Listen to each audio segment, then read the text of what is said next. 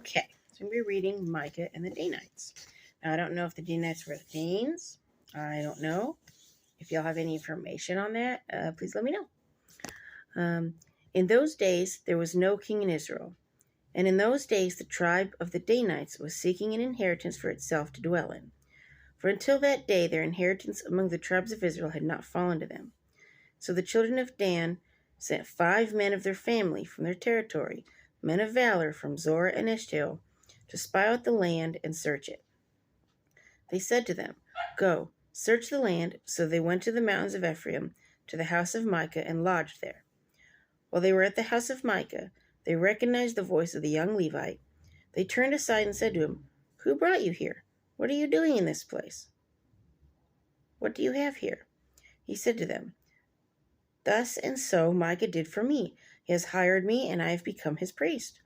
So they said to him, "Please inquire of God, that we may know whether the journey on which we will go will be prosperous." And the priest said to them, "Go in peace. The presence of the Lord be with you on your way." So the 5 men departed and went to Laish. They saw the people who were there, how they dwelt safely, in the manner of the Sidonians, quiet and secure.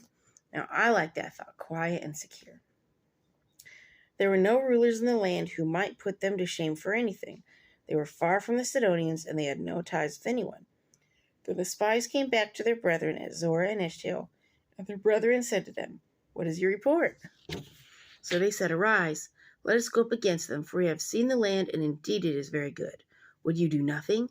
Do not hesitate to go, to enter and possess the land. When you go, you will come to a secure people and a large land, for God has given it into your hands, a place where there is no lack of anything that is on the earth." Shut up! And 600 men of the family of the Danites went from there, from Zorah and Eshtaol, armed with weapons of war. Then they went up and encamped in Kirjath-jearim in Judah. Therefore they call that place Mahana Dan to this day. There it is, west of Kirjath-jearim. And they passed from there to the mountains of Ephraim and came to the house of Micah. Then the 5 men who had gone to spy out the country of Laish answered and said to their brethren, "Do you know that there are in these houses an ephod, household idols, a carved image, and a molded image? Now therefore consider what you should do." So they turned aside there and came to the house of the young Levite man, to the house of Micah, and greeted him.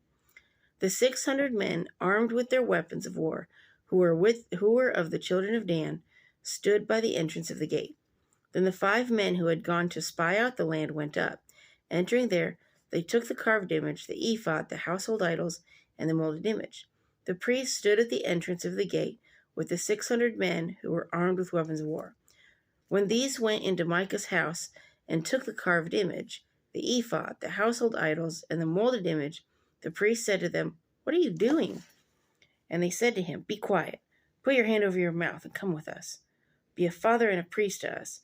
It is better for you to be a priest to the household of one man, or that you be a priest to a tribe and a family in Israel."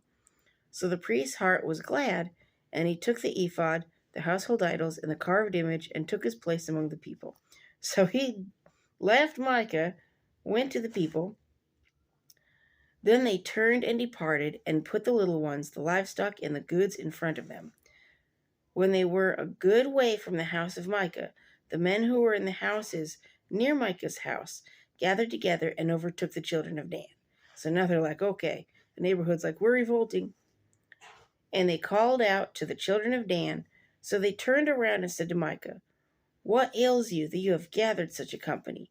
So he said, "You have taken away my gods which I made." That sounds so stupid, my gods which I made. "And the priest, and you have gone away. Now what more do I have? How can you say to me, what ails you?" And the children of Dan said to him, "Do not let your voice be heard among us, lest angry men fall upon you, and you lose your life with the lives of your household." So they're threatening here.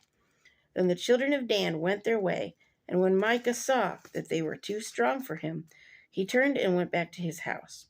So they took the things Micah had made, and the priest who had belonged to him, and went to Laish, to a people quiet and secure, and they struck them with the edge of the sword and burned the city with fire. So they're taking over this city. There was no deliverer because it was far from Sidon. and they had no ties with anyone.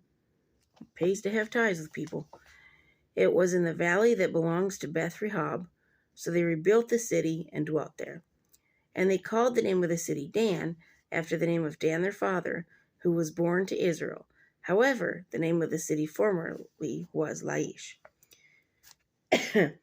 Then the children of Dan set up for themselves the carved image, and Jonathan, the son of Gershom, the son of Manasseh, and his sons were priests to the tribe of Dan. So the son of Jonathan, the son of Gershom, remember Gershom was Moses' son, so that's Moses' grandson, okay? The son of Manasseh and his sons were priests to the tribe of Dan until the day of the captivity of the land. So the grandson possibly saw the things that happened that Moses did and God did, and now he's the priest of these people until the captivity of the land. So they set up for themselves Micah's carved image, which he made all the time the house of God was in Shiloh. So there they are. They made the house of God in Shiloh. They're worshiping Micah's carved image that he made. So we'll see how this goes next. The next one is the Levite and his concubine. If I remember this, it's not a pretty picture, and there is going to be war. So it's not for weak stomachs, guys. Not for weak stomachs. So anyway, that's that story. If you have any information that you know about the history and about this story, let me know. I'm always for learning new things in God's Word. So, peace.